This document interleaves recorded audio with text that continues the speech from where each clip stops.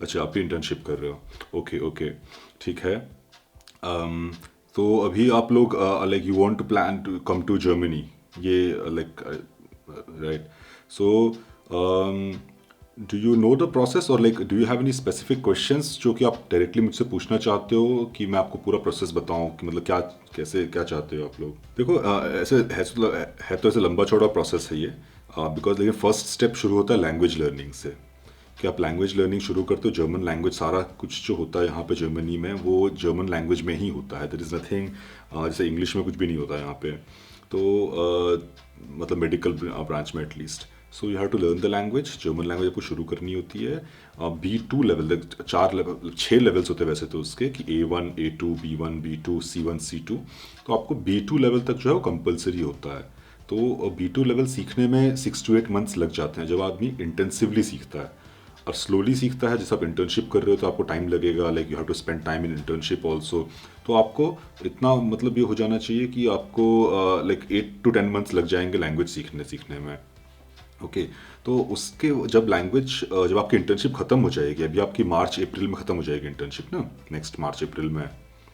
तो जब आपके डॉक्यूमेंट्स आ जाएंगे आपके पास में, तो डॉक्यूमेंट्स यानी कि जैसे कि मार्कशीट्स हो गया, ट्रांसक्रिप्ट हो गया, डिग्री हो गया, इंटर्नशिप कंप्लीशन हो गया, registration, medical registration, dental registration, ये सब जब आपके पास आ जाएंगे तब आपको अप्लाई करना होगा for licence in Germany. You to send application. तो उसमें ये डॉक्यूमेंट्स के अटेस्टेड कॉपीज रिक्वायर्ड होंगे। डॉक्यूमेंट्स ओरिजिनल नहीं भेजने हैं, डॉक्यूमेंट्स को लेकिन अटेस्ट कराना है नियर बाय जर्मन एम्बेसी से। तो जर्मन आपके लिए, जर्मन एम्बेसी का VFS जो है, VFS उनके लिए काम करता है ये, तो आपको दिल्ली से करवाना पड़ेगा। मुजफ्फरनगर तो यूपी में आता है ना। हाँ, तो आपको दिल्ली से कराना पड़ेगा। दिल्ली के VFS ऑफिस से आपको रजिस्ट्रेशन, मतलब अटेस्टेशन कराना होगा। और साथ ही साथ आपको डॉक्यूमेंट्स जो है वो ट्रांसलेशन भी कराना होगा। ट्रांसलेशन कहाँ से कराओगे आप? German translation from a certified translator from Germany, who is certified by the German court. मतलब बहुत सारे आपको कंपनीज मिलेंगे इंडिया में भी, जो कि बोलेंगे कि हम ट्रांसलेशन करते हैं। वो करते हैं ठीक है, लेकिन उनके ट्रांसलेशन जो है वो जर्मनी में वैलिड नहीं होंगे। तो इसके लिए आपको किसी कंपनी से नहीं कराना है, आपको जर्मन कंपनी या जर्मन पर्सन से कराना है। तो ये दो चीज़ आपको करनी होती है स्टार्टिंग में। जब आपके पास दो डॉक्यूमेंट्स ट्रांसलेट हो जाएंगे, अटेस्ट हो जाएंगे, तब आप एप्लीकेशन फॉर्म जो है आप एक स्टेट चूज़ करोगे। यहाँ पे जर्मनी में 16 स्टेट्स हैं, यहाँ पे बहुत सारे हर स्टेट का अपना मेडिकल काउंसिल होता है। तो आपको पर्टिकुलर स्टेट चूज़ करना है कि मुझे इस स्टेट में जाना है, और मैं उस स्टेट में जाने के लिए फिर उस स्टेट के काउंसिल को आपको अप्लाई करना होगा, डॉक्यूमेंट भेजने होंगे। ठीक है। तो डॉक्यूमेंट्स में वो लोग टाइम लगाते हैं, 4 से 6 महीने का टाइम लग जाता है डॉक्यूमेंट एनालिसिस सब में। तो विद इन 3-4 मंथ्स टाइम वो आपको एक डेफिसिट बिशाइड भेजेंगे, एक डॉक्यूमेंट भेजेंगे जिसमें कि लिखा होगा कि आपने ये सारे डॉक्यूमेंट्स तो भेजे ठीक है, अब हमको और ये डॉक्यूमेंट्स भेजो। तो डेफिसिट्स जो होंगे वो आपको भेजेंगे। ओके।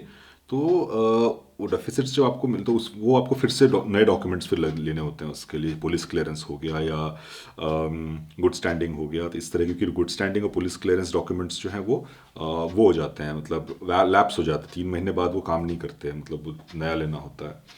तो तो ये आपको, तो और जब आपके पास ये हो जाएगा तब आप भेज दोगे फिर से, तो आपको फिर फाक्सप्राख प्रूफुंग, 2 एग्ज़ाम्स होते हैं यहाँ पे। एक होता है फाक्सप्राख प्रूफुंग, जो कि पहला एग्ज़ाम है टेम्प्रेरी लाइसेंस के लिए, वो आपको देना होगा। और दूसरा एग्ज़ाम होता है कैंटनिस प्रूफुंग, जो कि नॉलेज टेस्ट इसको बोलते हैं, तो वो आपको देना होगा। तो जब नॉलेज टेस्ट आप पास कर जाते हो जर्मनी में, उसके बाद का आप जो काम करते हो जर्मनी में, that is counted as post graduate training, वो PG ट्रेनिंग काउंट होता है।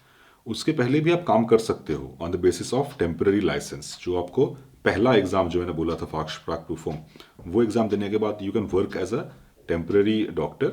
लेकिन वो काम एज ए आपको सैलरी मिलेगी, सब मिलेगा उसमें, but it does not count as a post graduation. Okay. तो 2 एग्ज़ाम है।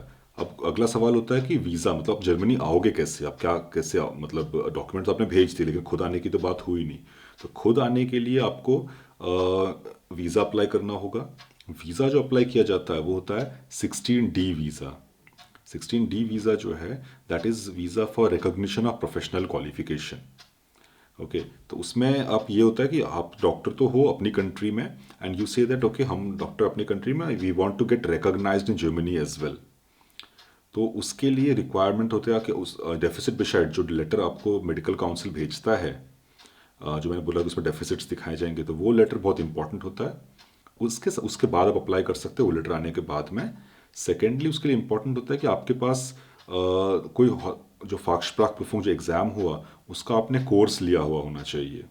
तो उस कोर्स का जो एक्सेप्टेंस लेटर होता है वो आपको काम आता है वहाँ पे। अगर आपको ऑब्जर्वरशिप मिली होती है, यानी कि किसी हॉस्पिटल में आपने कांटेक्ट किया उनको और उन्होंने आपको बोला कि ठीक है आप आके ऑब्जर्व कर सकते हो, एज ऑब्जर्वर, हॉस्पिटेशन बोलते हैं उसको।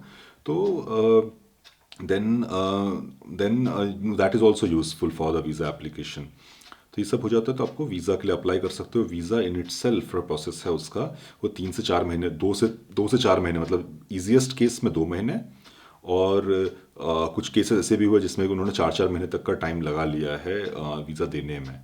ठीक है, तो ये है। तो जब आपको वीज़ा मिल जाता है तब आप आते हो यहाँ पे अपनी फ़्लाइट टिकट्स बुक करके, और जिस पर्पस के लिए आए रहते हो, यानी कि अगर आप फाक्सप्राक प्रूफों के कोर्स के लिए आए रहते हो या फिर आपने हॉस्पिटेशन कहीं मिली रहती है, तो वो आप शुरू करते हो। साथ ही साथ आप जॉब सर्च शुरू करते हो। तो और जैसे जॉब जॉब सर्च मतलब आप मल्टीपल ईमेल्स भेजते हो बहुत सारे हॉस्पिटल्स में, फिर आपको कोई इंटरव्यू के लिए बुलाता है, एंड फिर आप इंटरव्यू देते हो, आप सिलेक्ट होते हो, नहीं सिलेक्ट होते हो, फिर अगली बार फिर देते हो। तो इन दैट वे आपको फिर एक कोई हॉस्पिटल बोलता है। और also depends upon your licence ना, अगर आपके पास लाइसेंस, जैसे मैंने आप जैसे एग्ज़ाम पास करते हो, आपने फाक्सप्राक परफॉर्म पास किया तो आपका लेवल थोड़ा ऊपर हो जाता है। फिर हॉस्पिटल्स को आप में इंटरेस्ट होता है कि अच्छा ठीक है इसके पास टेम्प्रेरी लाइसेंस तो है, थोड़े टाइम में कैंटनीज परफॉर्म भी पास कर लेगा तो परमानेंट लाइसेंस भी हो जाएगा। तो hospital are more interested in you then. जब आपका कैंटनीज परफॉर्म हो जाता है, यानी कि आपके पास जब परमानेंट लाइसेंस हो जाता है, तब देन जो finding a job is not difficult. लेकिन इनिशियल फेज में जब आपके पास दोनों एग्जाम पास नहीं हुए रहते हैं, मतलब आप बिगिनिंग फेज में ही रहते हो, तब जॉब सर्च करना जो है थोड़ा मुश्किल होता है, बिकॉज कोई हॉस्पिटल आपको इतना सीरियसली नहीं लेता है। तो वो थोड़ा फाइट होता है, लेकिन वही है कि फेज फेज बाय फेज एक एक करके लोग करते जाते हैं, फिर हो जाता है।